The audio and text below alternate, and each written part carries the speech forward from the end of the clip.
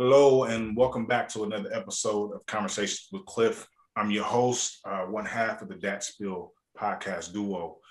Tonight, we are discussing military vets and our experience. I have with me Sade. Hey, I'm Sade Darcel. I was Army. I did 9 years as a 92 Alpha. Dope. And Shannon. Hey everyone, I'm Shannon. I done 22 years, 4 months, 13 days, and I done 22 years and 92 Alpha. Army. Army. Courtney. Hi, Courtney Mayfield. I was in the Army. I did 7 years and I medically retired. What was your MOS, young lady? Oh, 92 Yankee Supply. Say that then. Tori. Unmute yourself, pimp. Look, he's having the whole conversation. The whole conversation. All right, how you doing? I'm Tori, Army, 18 years, 92 Yankee. Why did you join? And start with Shannon. You're the senior. Really enjoyed to get away from home. Had nothing going on for me. So I was like, hey, let me go try this Army. Yeah. I thought I was going to join the Army and go to college. Next thing I know, I was at basic training, active duty. Didn't even realize it.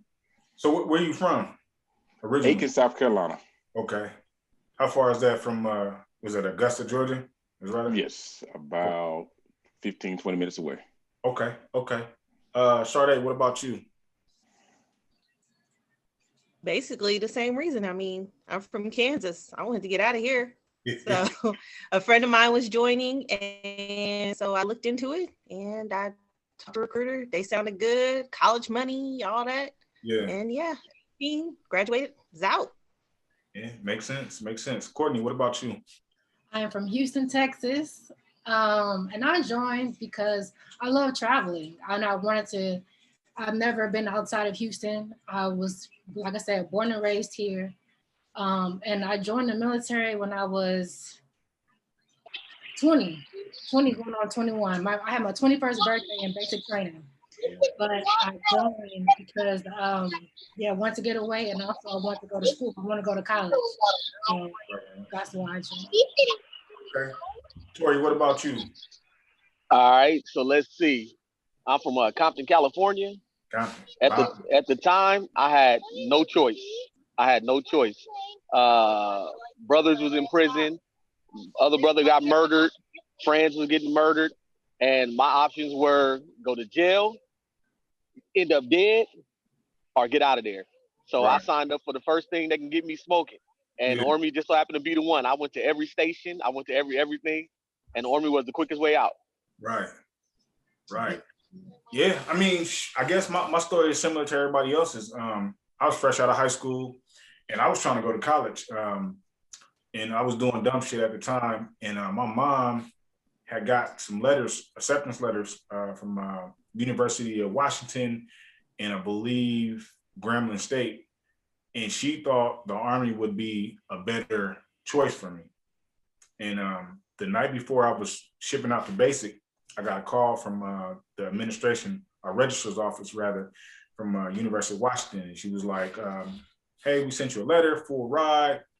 What's up? You coming? And I'm saying, no, I signed up for the Army. I got to go. So that's what I did. Hey, almost 20 years later, here I am. So I want to talk about what made you join, or not what made you join, what made you stay as long as you did? Because basic training for most of us at that time isn't what it is now for the kids that's coming in. So what made you stay after basic AIT? You got to your first duty station. What made you say, I'm going to do another enlistment? And I'm going to start with Sade. Okay, well, I did just one enlistment and I got out for a few years, and then that was active duty. Then I came back in National Guard and did the rest of the time. So, and then I happened to, how do I put this? I ended up getting with my husband. I got pregnant. Mm. I ended up actually having my child on my ETS date. And I said back when I first got in, if I ever had kids, I'd get out. So 12 years later, he just happened to be born on my ETS date. I actually extended a year after his birthday. So I got out his first birthday. Okay. Okay. Shannon, what about you? What made you stay all these years? So I was getting out, planning on getting out, then found out I had a kid on the way. So it's like, all right, what am I going to do? I don't know about child support, take care of kids. Like, you know what? I can do another 2 or 3 years from here. And then 9/11 happened, started deploying. And next thing I know, I was over 10 years. So I was like, there is no need to get out after doing all this time. Why get out now when I can just keep these deployed? I mean, I'm already here. What am I going to do? So I stayed in past 20 because the plan was to leave Fort Campbell, where we at right now, to go back to Washington State. And my daughter got a full ride to school here. So I was like, hey, y'all here. I ain't going nowhere. Why leave to go pay for school? The school free right here where I'm at. Makes sense.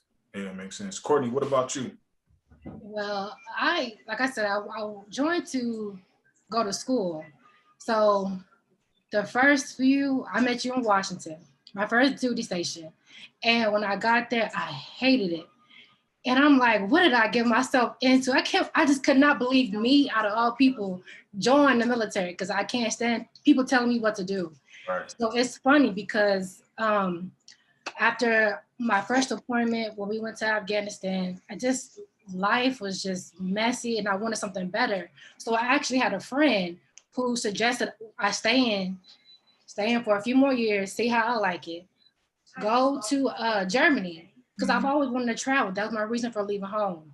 So when I went there, I was like, I think I could stay in a little bit longer. Like, I'm liking Germany. I'm liking the traveling and the nearby countries and stuff. I'm like, I can do this, because the 4-day weekends that they had, like every month, the 3 days they had almost every month, and then the traveling that I got to do, it made me forget about work. Like, I don't even really feel like we worked over there, really. I mean, we did, but I feel like I was just coasting when I was over there. So I'm like, oh, I think I could do this a little longer. And then when I did 3 years in Germany, and then I came back and I'm like, okay, I want to stay in somewhere warm. So I'm like, I picked Fort Benning, Georgia. And when I got there, I was like, I can't do this no more. I can't do this no more. I thought I could, but this is, no, the higher ups, I can't stand where people feel like they're like that entitlement. I don't like the entitlement that higher ups have, where they can just talk to you any type of way, because I'll be the type of person to talk to you crazy too, and then it'll be a whole mess. So funny story. Funny story. Right before I was about to med board, I was at Brigade. I worked at Brigade in Fort Benning. I think it was Sand Hill. I forgot where. Yeah, Sand Hill. And the Brigade sergeant, the Brigade commander, he was walking out as I was walking in. And that's why I knew that I was just done with the military. Yeah. He's walking out, and there's an LT that was walking inside. I'm walking, behind, following the LT. The LT salutes. I was in my own little world. I didn't even salute. I was like, so he stopped me. He was like, Sergeant Mayfield. He's like, are you going to salute? And I'm like, and I was looking him dead in his eye. I was like, that's how I was looking. Yeah. And so he was like, Sergeant Mayfield, you have to set the example and yada, yada, yada. I was like, okay, cool. Okay, can I go now? Pretty much. And so I kid you not, like I got a call. I got a call from my sergeant, and he was like, Sergeant, I gotta talk to you. I'm like, I already know what it was. I'm like, all right, cool. So I came back to the office, talked to my sergeant, and my one of my supervisors, he's the major that was over the S4 section. Right. And he both of them was like, you gotta apologize. And I was like, either today or tomorrow. I'm like, I'll do it tomorrow. I don't feel like doing it today. My attitude was already high. I'm like, I'll do it tomorrow. So the next day I do it in the morning because that's fresh on my mind. I have to get it off my chest. But I told him, I was like, honestly, sir, I didn't salute because I'm just tired. Like, I'm about to med board. Like, I just lost all the, like, I was so honest with him and he respected the honesty. But yeah, I just knew that right then, I'm like, I can't do this no more. It's just too much. And then also with stress and other things, life happens, So yeah, it was just time for me to get. I asked for a med board and I got it. I was like, okay, cool. And that's how that happened. Right. Okay. Tori, what about you, man? What made you stay for so long as you did? You said 18 years, right? All right. I'm masked up right now, so I'm sitting on the train. All right. So you know what? I think every re-enlistment had a different reason. Initially it was, I'm gonna do my time, I'm gonna get out, I'm gonna go to college. Yeah. Right? The closer I got to it, the more I started to realize I wasn't ready. I was too used to the stability, Yeah. I had that, just knowing that I had somewhere to stay and I had money coming in. And also I was married. I got married at 18 years old. I got married at 18 years old. So as time started to progress, my reasoning started to change. Then I started to see that, hey, I can actually make this a career. I'm doing some good. I started to get a little bit of rank. I started feeling like, oh, hold on. I started feeling like I was important, to an extent. Right. And I was like, if I get out, I'm starting over. Right. It's starting over. And as you stay in the Army a little bit longer and longer, you start to see that the Army started to change. Yeah. And then I felt like I had a purpose. I could still show some of the younger soldiers the old way, as we call it, how we did things. And it started to get to the point where soldiers was different. Soldiers they were different. They just didn't listen. It was a lot of politics. And it started to change. So it's like, you know what? I'm coming up on 18 years and I've had the same condition on my record for 15. Now I can fight a med board, or I can go with a med board. And it got to the point where events started to unfold in the Army where I started to open my eyes and I'm like, you know what? I don't think this is for me anymore. Right. I just don't think it's for me anymore. It's so much has changed that, damn, I got 2 years, man. I can hold out for 2 more years. And it was like, you know what? Nah, I think I'm really done because all my joy for the military was gone. Right. It was gone. I mean, we was in Germany, and of course, you in Germany, you having fun and all that. But at the end of the day, you got to go back to work. And I just had no more joy for the game.